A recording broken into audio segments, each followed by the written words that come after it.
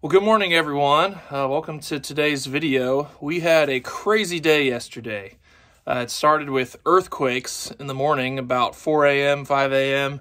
We had 2 earthquakes and shook the house. I slept through it, but my wife felt it, and it woke a lot of people up around the neighborhood.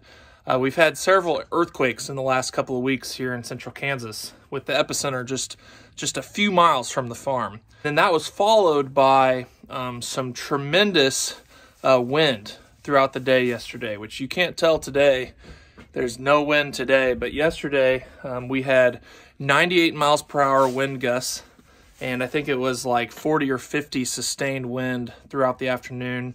And that eventually blew in a thunderstorm that pretty much pressure washed every building around here, and it really did some damage as well. So we're going to survey the damage this morning. I'm heading out to the farm.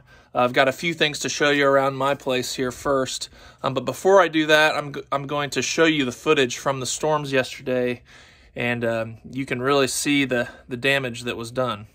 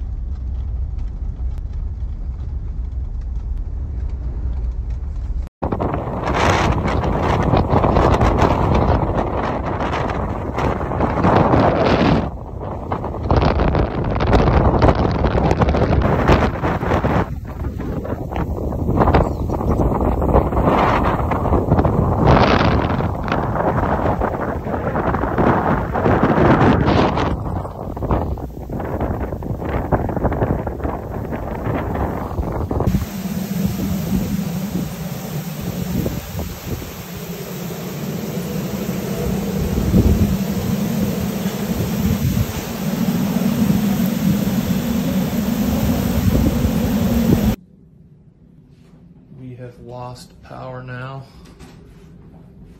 and losing visibility as well. That's all dust in there.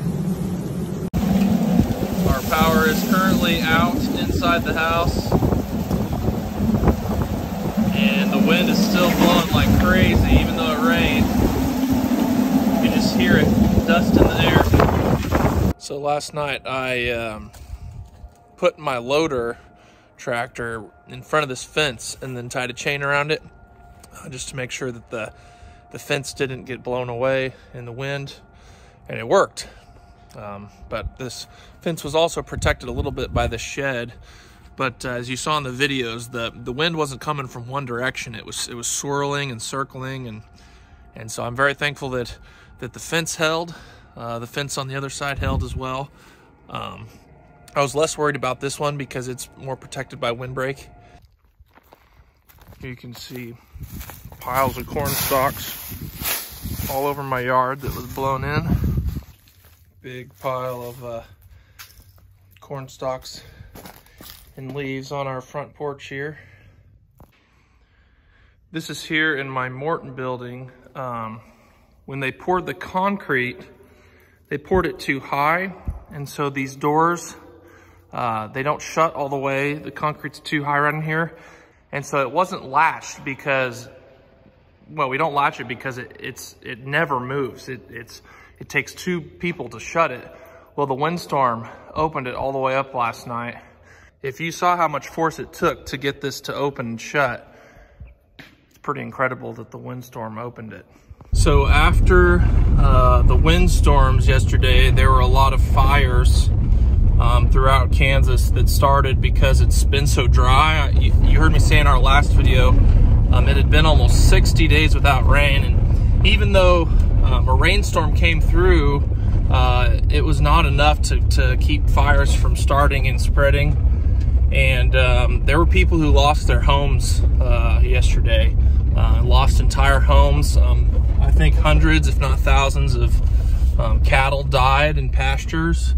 They were unable to be evacuated because the fires were spreading too fast. That's a pretty serious issue there, to have people lose their homes and livestock die because of fires. I'm sure if you guys have followed us, you remember the fires from southwest Kansas, I think back in 2018 it was, maybe. And those had a tremendous livestock death count. Just killed thousands upon thousands of animals. This one I don't think was nearly that bad, but anytime that there's loss of livestock or houses or property, it's definitely a very serious issue. So this is my first time venturing out of my house since the storm, and I've only made it half a mile, and we've got a road sign blown over. There were also power outages last night, and our farm is still without power. I have power at my house, but the farm is without power, and I think I heard on the news last night 250,000 people in Kansas do not have power right now. My brothers and my parents, they don't have power, and we told them they could come over to our house if they need to use power for anything. My wife and I live about 10 miles away from the main farm, so we're on a different power grid. And I'm driving into town right now just to see if we can find any damage to show you guys. I know my wife's my in-laws' house got hit pretty hard. I'll show you guys that. We're coming up on that here in a little bit.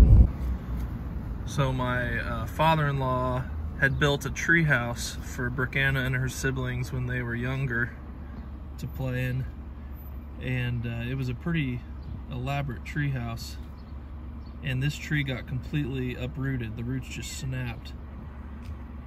So there were plenty of tree branches down everywhere in town, but really nothing as major as what happened to my in-laws, which yeah, that's just a really tough sight to see. Brianna's childhood, playhouse just ripped out of the ground and damaged and destroyed.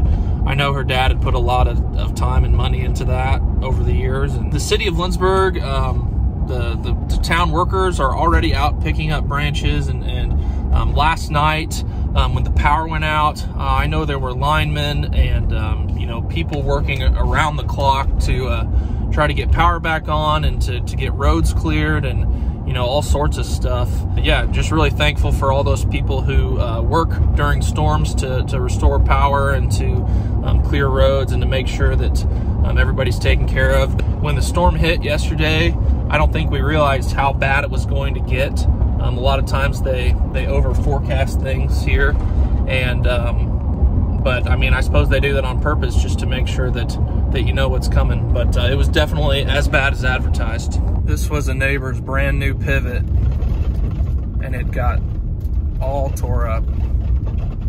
That is really sad. All right, we are at my dad's house now, and this was a hay shed. This is probably our biggest loss right here. We parked stuff in here. Thankfully, nothing was parked in here when it blew over. That could have been pretty catastrophic if we had a tractor or something nice parked in there, but it was empty when it blew over. And then this is we called it the play center as kids. Dad built this for us. It had a slide and a swing, and had 2 levels we could play on, and it was flipped over, and we might be able to flip that back up. I don't know. It was getting kind of old anyway. But yeah, whether it's Brianna's tree house at her parents' or our playhouse here at mom and dad's, it's kind of traumatic to see your childhood play places all beat up and flipped over, and both of them will probably never be like that again. I mean, those are childhood memories that are just gone overnight. This is my uncle's pickup. It was parked outside last night. I don't know if you can see, there's cracks, dents. What, you said there was a tarp that hit it? There was a tarp that hit it. And all these dents, that's what beat into it. So, anyone whose vehicles was outside last night. And this is my uncle's shed. Pulled the whole roof off. Yeah, that's a lot of wind power to lift that off of there. Well, the good news for us is that all of our pivots are standing, which is a miracle considering how many have been flipped in this area and around the state. I heard on Twitter that they're estimating several hundred pivots in Kansas were flipped, and it's probably a lot more than that. So that's a considerable amount of damage there. All three of our pivots are standing and they look to be undamaged. So that is definitely one thing to be thankful for. All right, here's really the only damage at the main farm here, which is amazing. This is all we had happen. Just a hole in the roof, which will be pretty easily patched. So.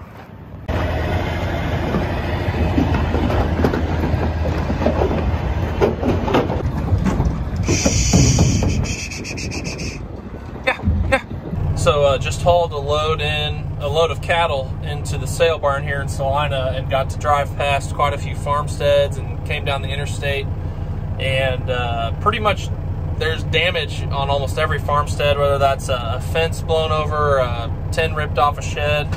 And then got on the interstate and there were a lot of like speed limit signs, big old signs where the posts were just snapped off from the wind.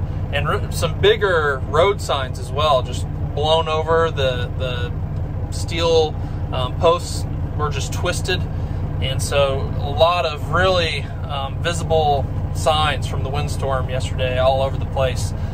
Salina, Kansas here was measured 98 miles an hour wind. I'm not sure, obviously, what our farm measured, but I would assume it was close to that. And so we haven't had wind gusts like that since probably 2013, which was when the top of our upright silo at the farm there blew off. You've probably noticed that ever since the Chore music video, we've not had a top to our silo. So that was the last time we had over 100 mile per hour gusts. So it does happen here in central Kansas, but the dust storm that we had yesterday following the thunderstorm was probably the worst I have seen in my lifetime. And obviously they had it back in the Dust Bowl era, had a lot of dust storms like that, but that was pretty surreal to experience, to go through. Here we got road closure, all the power poles are leaning over. There's someone's shed there, blew all over this field, tins all over this field. Well, moral of the story is that we have a lot to be thankful for, even though we had some damages. It was a lot worse in other places, and you know, compared to like the tornadoes that hit Kentucky last week or whatever it was, you know, this is definitely not as bad as that. But prayers go up for all the people who lost livestock, the people who lost their homes or lost property. Hopefully the communities around them can, you know, work together to fix the damage or to clean up the damage or to, you know, just help one another out. Kendall and I are finishing today by fencing this field of Milo stalks by my house. So that's what I'm doing here. Hope you guys enjoyed the video today. Thanks for watching.